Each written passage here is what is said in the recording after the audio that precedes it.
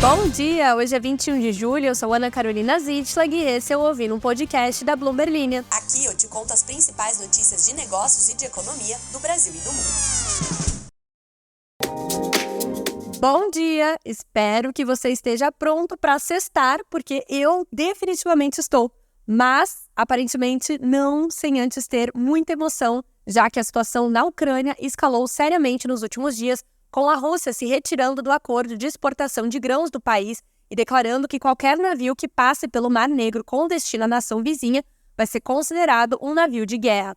Claro que isso fez com que os preços do trigo, cujas fazendas ucranianas são responsáveis por uma fatia massiva do fornecimento mundial, disparassem no mercado, uma potencial pressão aí extra na inflação, incluindo a daqui do Brasil.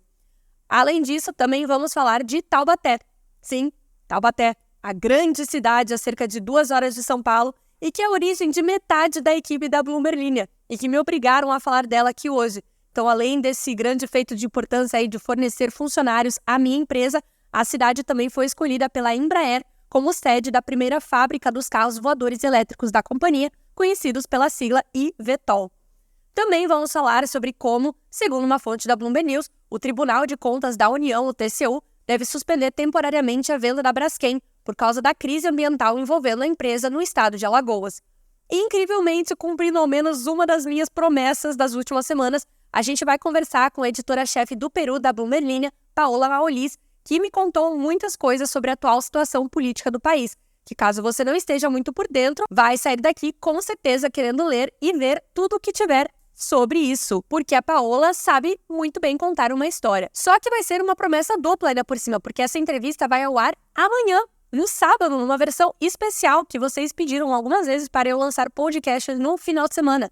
Então, assim, você vai ter o prazer da minha companhia também no sábado, olha só. Não esqueça de se inscrever aqui no podcast, de ativar as notificações e de seguir a Bloomberg Linha em todas as redes sociais. Também me segue no Instagram, ana.seds, e vambora que temos muito do que falar hoje e eu tô até com a minha roupa de pessoa séria aqui para entrar no clima sério do podcast. Depois de ter rasgado o acordo para a exportação de grãos da Ucrânia essa semana, a Rússia diz agora que vai tratar como potencial ameaça qualquer navio que arrisque cruzar o Mar Negro. Com as colheitas chegando, isso significa que os agricultores ucranianos não vão poder mais contar com a rota que foi usada para transportar cerca de metade da safra da última temporada. O país vai ser obrigado a exportar por meio de rios, estradas e ferrovias, sendo que todos esses meios apresentam desafios, principalmente considerando que o país está aí no meio de uma guerra que destruiu grande parte da sua infraestrutura. Os preços do trigo dispararam nos mercados internacionais, uma reviravolta que aumenta a pressão nos mercados globais de alimentos e representa um golpe sério em uma das maiores fontes de receita da Ucrânia.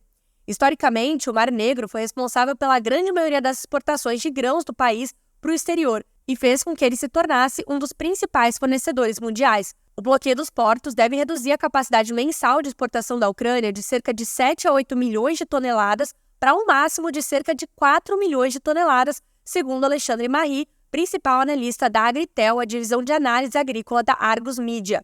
E agora vamos de aula de geografia. Recomendo que você abra o mapa no seu celular ou computador para acompanhar, se você puder, é claro, não estiver andando na rua, porque se você estiver andando na rua, não faça isso, você vai bater com a cara numa placa de trânsito. Segundo Michael McDovitz, analista sênior do banco Rabobank, em entrevista à Bloomberg News, das opções disponíveis, os portos do rio Danúbio, em particular, vão ser amplamente utilizados pela Ucrânia.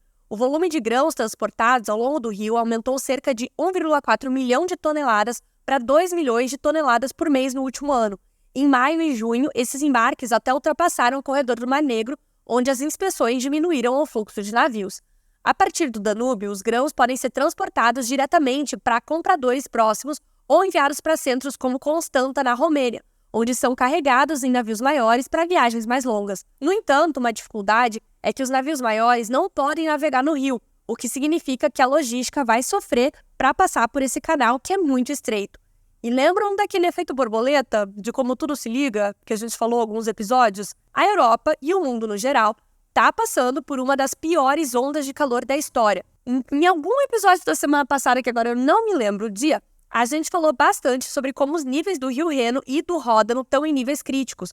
E isso não é diferente no Danúbio. Na Romênia, o nível do Danúbio está quase 40% abaixo da média de julho, devido às altas temperaturas, de acordo com a Instituição de Gestão de Águas do país. Ainda está bem acima do mínimo de 2 décadas atingido no ano passado, mas pode diminuir ainda mais nas próximas semanas. Por isso que as rotas ferroviárias e rodoviárias da Ucrânia também vão ser essenciais agora. Embora as nações do leste europeu continuem a resistir à compra de grãos ucranianos, esses países ainda permitem o trânsito de grãos através de suas fronteiras para entrega. Mesmo assim, o volume de grãos transportados por trem e estrada diminuiu desde março, quando as tensões geopolíticas começaram a se intensificar. A questão agora é por quanto tempo elas vão ser a única opção e se um novo acordo do Mar Negro pode ser negociado. A União Europeia anunciou nesta quinta-feira que vai renovar até 31 de janeiro do ano que vem as sanções impostas contra vários setores da economia da Rússia. O bloco vem restringindo transações comerciais, financeiras, tecnológicas, industriais, de transportes e também produtos considerados de luxo no país. A Rússia continua exigindo o fim dos boicotes às próprias exportações agrícolas e deixa uma condição para reativar o acordo. O presidente da Rússia, Vladimir Putin, disse, abre aspas, não somos contra, especialmente levando em consideração a importância do acordo para o mercado global de alimentos, para muitos países do mundo, mas todos os princípios previamente acordados da participação da Rússia neste pacto precisam ser cumpridos, fecha aspas. Já o presidente da Ucrânia, Vladimir Zelensky, disse que, abre aspas de novo, este ataque terrorista prova que o alvo deles não é apenas a Ucrânia, fecha aspas. Em resposta à decisão russa, o Ministério da Defesa ucraniano disse que qualquer navio com destino a portos na Rússia e áreas ucranianas ocupadas por tropas do Kremlin também são alvos legítimos. E não é só o trigo que está sendo afetado, tá? O Mar Negro também abriga um importante terminal de petróleo russo, com mais de 500 mil de barris por dia de petróleo bruto fluindo através de Novorossiysk, que também é um porto-chave para fertilizantes, grãos e carvão. Os preços do petróleo permaneceram praticamente inalterados nesta quinta-feira, sugerindo que o mercado encarou com certo ceticismo a perspectiva de interrupção. A Rússia também tem vários terminais de exportação de produtos de petróleo refinado perto de Taman. Dados de rastreamento de petroleiros monitorados pela Bloomberg mostram 28 navios nesta área. Bom, e agora vamos daqui para um ângulo levemente diferente. Você que pediu bastante notícias sobre a Rússia e a Ucrânia, senta aí que vem mais notícias ainda. É um cenário agora de ataque e defesa militar de ambos os lados e o quão concretas são essas ameaças no Mar Negro de ambos os lados. É que não ficou imediatamente claro o quão realista é a ameaça ucraniana, assim como o Ministério da Defesa da Rússia também não especificou o que faria com os navios que tentassem entrar nos portos ucranianos. A capacidade de defesa da Rússia no norte do Mar Negro e no Mar de Azov são consideráveis. Eles incluem uma frota de navios de guerra, incluindo cruzadores de mísseis e radares projetados para fornecer uma proteção contra ataques aéreos, além da grande base militar na Crimeia. Tomara que você realmente esteja aí com o mapa aberto. É sexta-feira, seu chefe vai entender, daqui a pouco você começa a trabalhar. Já do lado da Ucrânia, os mísseis de maior alcance que o país tem são os Harpoons e os Storm Shadows, fornecidos pelo Reino Unido. Ambos têm alcance máximo, que ficam muito aquém de Novorossiysk e suas proximidades, o porto-chave que a gente acabou de falar para fertilizantes, grãos e carvão. Então, não seria tão fácil assim para os ucranianos para atacarem petroleiros dessa área. Sem uma marinha a postos, Kiev tem usado drones em ataques a navios de guerra russos, a maioria dos quais foi frustrada pela defesa russa. Então tá bom, mas então a Ucrânia pode ou não pode atacar navios russos? Vou abrir aspas para Nick Childs, pesquisador sênior de Forças Navais e Segurança Marítima do Instituto Internacional de Estudos Estratégicos, um think tank de Londres, abre aspas. Eles mostraram de várias maneiras que podem ameaçar o transporte marítimo russo de formas que surpreenderam os russos. Então, potencialmente, eles podem. A questão é se isso faz parte de uma discussão retórica para pressionar outros a retomar o acordo de grãos, como vimos no passado, fecha aspas. De acordo com Childs, os russos também podem acreditar que a combinação de ataques noturnos a portos ucranianos e terminais de grãos, juntamente com ameaças de atacar o transporte marítimo comercial, vai ser aí suficiente para criar um bloqueio de fato, sem ter que afundar realmente qualquer embarcação. Até porque ataques a petroleiros carregados também trariam o risco de um desastre ambiental, o que poderia, aí sim, desencadear uma reação indesejada da comunidade internacional. Muito bem, continuaremos acompanhando. A cidade de Taubaté, no interior de São Paulo, tem cerca de 8 estabelecimentos com quadras para jogar beach tênis. Eu sei disso porque eu passei o final de uma sexta-feira em abril, eu acho que foi em abril, procurando uma que estivesse vazia para gravar um episódio do canal de mini documentários da Bloomberg Linha, o Loop. Vai lá no YouTube olhar, Loop da Bloomberg Linha. Além de ter várias quadras de beach tênis, Taubaté também será agora a sede da primeira fábrica dos carros voadores elétricos da Eve, uma das maiores empresas do segmento e que é controlada pela Embraer. A empresa, que é listada na Bolsa de Nova York desde maio de 2022, planeja iniciar a montagem do primeiro protótipo do eVTOL nesta segunda metade de 2023, seguido pela campanha de testes em 2024. Os primeiros eVTOL devem entrar em serviço em 2026. Sim, 2026 será o ano dos Jetsons, pode ficar preparado.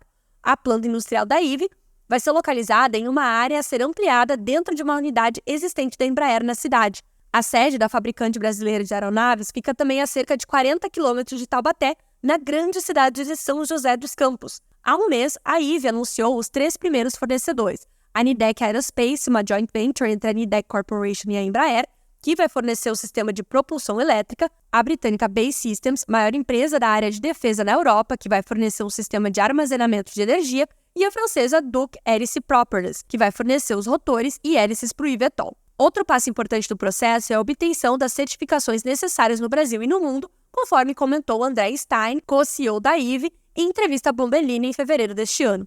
Abre aspas para ele. A certificação de uma aeronave, mesmo em um ambiente tradicional, é um objetivo bastante difícil. Um dos nossos diferenciais é ter a Embraer por trás. Foram 30 modelos de aeronaves certificadas só nos últimos 25 anos. Isso ajuda a ter um processo bem definido, fecha aspas. Na entrevista em fevereiro, o executivo contou que os carros voadores elétricos com decolagem e pouso vertical tinham uma carteira de pedidos de 2.770 aeronaves com 26 clientes diferentes. Terias coragem de voar em um carro voador? Me conta na enquete, que eu vou criar uma enquete para isso.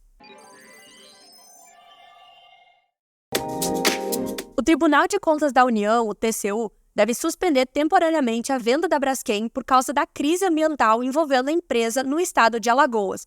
Essas informações vieram de uma pessoa com conhecimento do assunto que falou em anonimato à Bloomberg News. Segundo essa pessoa, a petroquímica vai ter que apurar os custos dos danos relacionados ao projeto de extração de sal que causou o colapso do solo em Maceió, a capital do estado, obrigando cerca de 50 mil pessoas a deixar suas casas em 2018. A decisão do TCU deve sair nas próximas semanas, segundo essa fonte. A Braskem e o TCU não responderam imediatamente a e-mail solicitando comentários. A Petrobras, que é a segunda maior acionista da companhia, tem o direito de preferência na compra da participação que o segundo principal acionista, a Nova Honor, a ex-Odebrecht, deseja vender. A gente já falou bastante sobre isso aqui no podcast nos últimos meses. Antes que a parte da Braskem seja vendida, os acionistas precisam calcular o custo dos danos e explicar como o problema vai ser resolvido, segundo essa fonte. A preocupação do Tribunal de Contas é que, se tais custos não forem previamente estimados, a Petrobras pode acabar pagando essa conta no final. Gente do céu, eu falei por cerca de 20 minutos no dia de hoje. Então agora acabou, chega, mas quase, porque neste sábado, então, teremos o episódio especial sobre o cenário político no Peru. Não percam, de verdade, não percam, tá muito legal. A Paola fala muito bem sobre toda essa situação. Muito obrigada aí pela audiência de vocês, como sempre, também pelos comentários. Continuem comentando lá no chat do Spotify. E sobre um negócio misterioso que a gente já fazia aí pra comemorar os 2 anos da Bloomberg Linha, que eu falei ontem, eu realmente não deveria ter falado ainda. Eu só posso falar sobre isso na segunda-feira. Então segura, na segunda-feira eu te conto o que vai acontecer. E eu também te conto porque que eu geralmente falo aí o que é Bloomberg News, o que é Bloomberg Linha. Que eu costumo fazer essa diferenciação quando eu tô narrando as notícias. Então, alguém perguntou aí no chat, alguém perguntou sobre isso. Então eu vou explicar tudo na segunda-feira. Adoro fazer promessas pra vocês e depois não cumpri-las. Mas dessa vez eu cumpri. Grande beijo, bom final de semana e até segunda-feira. Mentira, até amanhã. Até amanhã, beijo.